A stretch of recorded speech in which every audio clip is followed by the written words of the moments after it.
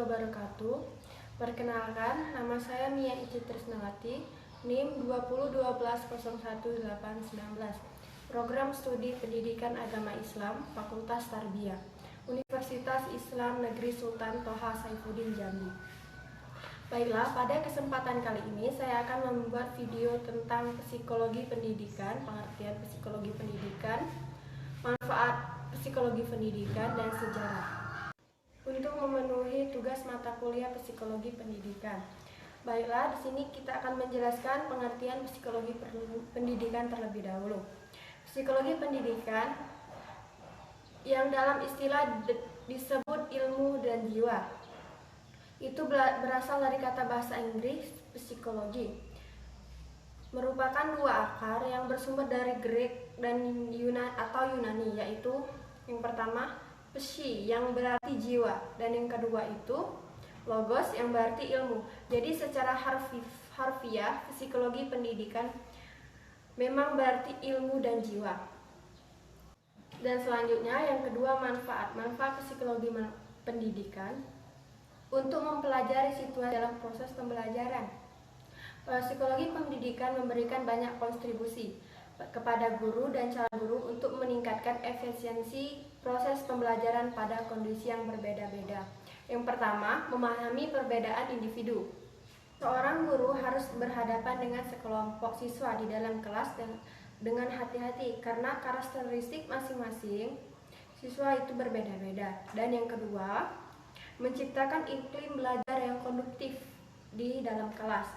Pemahaman yang baik tentang ruang kelas yang digunakan dalam proses pembelajaran sangat membantu guru untuk menyampaikan materi pada siswa yang secara efektif.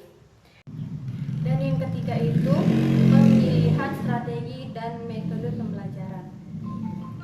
Metode pembelajaran berdasarkan pada karakteristik perkembangan siswa.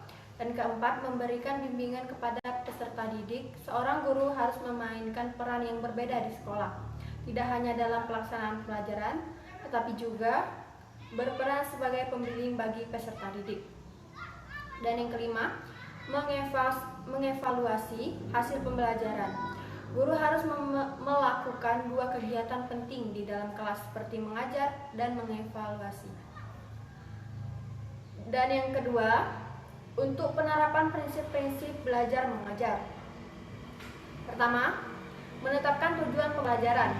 Tujuan pembelajaran mengacu pada perubahan perilaku yang dialami siswa setelah dilaksanakan proses pembelajaran. Dan yang kedua, penggunaan media pembelajaran. Pengetahuan tentang psikologi pendidikan diperlukan guru untuk merencanakan dengan tepat media pembelajaran yang akan digunakan. Dan yang ketiga, penyusunan jadwal pembelajaran. Jadwal pembelajaran harus disusun berdasarkan kondisi psikologi peserta pendidikan.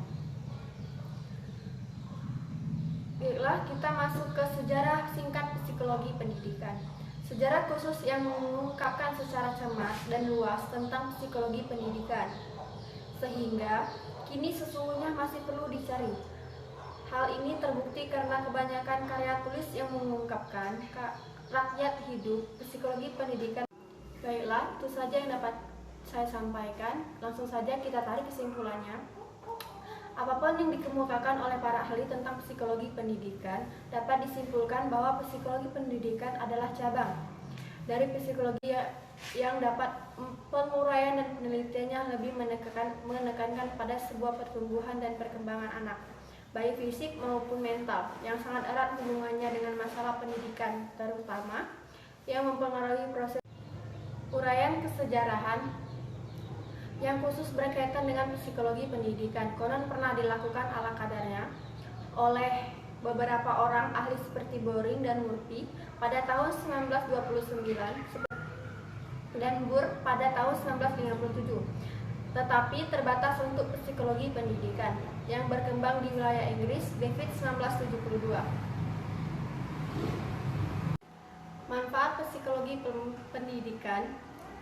Yang pertama, untuk mempelajari situasi dalam proses pembelajaran. Dan yang kedua, untuk menerapkan prinsip-prinsip belajar mengajar. Itu saja kesimpulannya. Saya mohon maaf apabila ada kekurangan. Kepada Allah saya mohon ampun. Wabillahi taufiq wal hidayah. Wassalamualaikum warahmatullahi wabarakatuh.